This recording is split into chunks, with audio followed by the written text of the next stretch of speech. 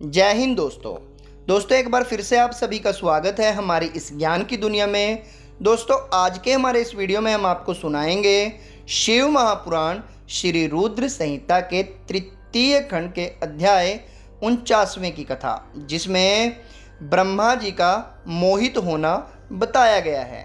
तो ब्रह्मा जी बोले, हे नारद, उसके उपरांत मेरी आज्ञा पाकर महादेव जी ने अग्नि की स्थापना कराई तथा अपनी प्राण वल्लभा पत्नी पार्वती को अपने आगे बैठाकर चारों वेद, ऋग्वेद, यजुर्वेद, अथर्ववेद तथा सामवेद के मंत्रों द्वारा हवन कराकर उसमें आहुतियाँ दी।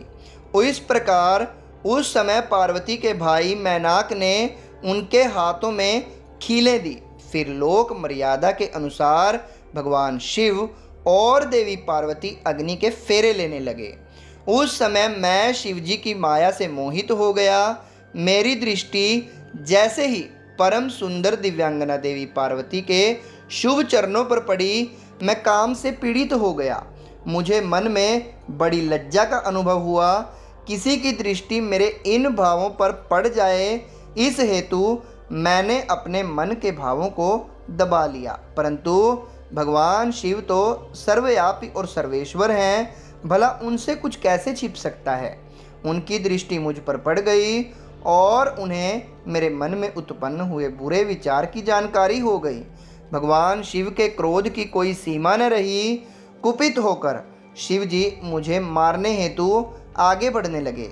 उन्हें क्रोधित देखकर मैं भय से कांपने लगा तथा वहाँ उपस्थित अन्य देवता भी डर गए। भगवान शिव के क्रोध की शांति के लिए सभी देवता एक स्वर में शिव जी से बोले, हे सदाशिव, आप दयालु और करुणा निधान हैं। आप तो सदा ही अपने भक्तों पर प्रसन्न होकर उन्हें उनकी इच्छित वस्तु प्रदान करते हैं। भगवान, आप तो सच्चित और आनंद स्वरूप हैं। प्रसन्न होकर मुक्ति पाने की इच्छा से मुनिजन आपके चरण कमलों का आश्रय ग्रहण करते हैं।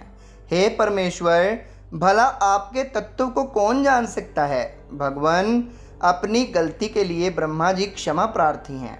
आप तो भक्तों के सदा वश में हैं। हम सब भक्तजन आपसे प्रार्थना करते हैं कि आप ब्रह्मा जी की इस भूल को क्षमा कर दें और उन्हें निर्भय कर दें। इस प्रकार देवताओं द्वारा की गई स्तुति और क्षमा प्रार्थना के फलस्वरूप भगवान शिव ने ब्रह्मा जी को निर्भय कर दिया। नारद, तब मैंने अपने उन भावों को शक्ति के साथ मन में ही दबा लिया। फिर भी उन भावों के जन्म से हजारों बाल खिल्य ऋषियों की उत्पत्ति हो गई, जो बड़े तेजस्वी थे। यह जानकर कि कहीं उन ऋषियों को देख शिवजी क्रोधित न हो जाएं, तुमने उन्हें गंधमादन पर्वत पर जाने का आदेश दे दिया। बाल्य खिल्य ऋषियों को तुमने सूर्य भगवान की आराधना और तपस्या करने का आदेश प्रदान किया। तब वे बाल खिल्य ऋषि तुरंत मुझे और भगवान शिव को प्रणाम करके गंधमादन पर्वत पर चले गए। तो दोस्तों यहाँ पर समाप्त होता है अध्याय 49वां। कल फिर मिलेंगे आपको 50वें अध्याय के साथ। तब तक के लिए जय हिंद, जय भारत।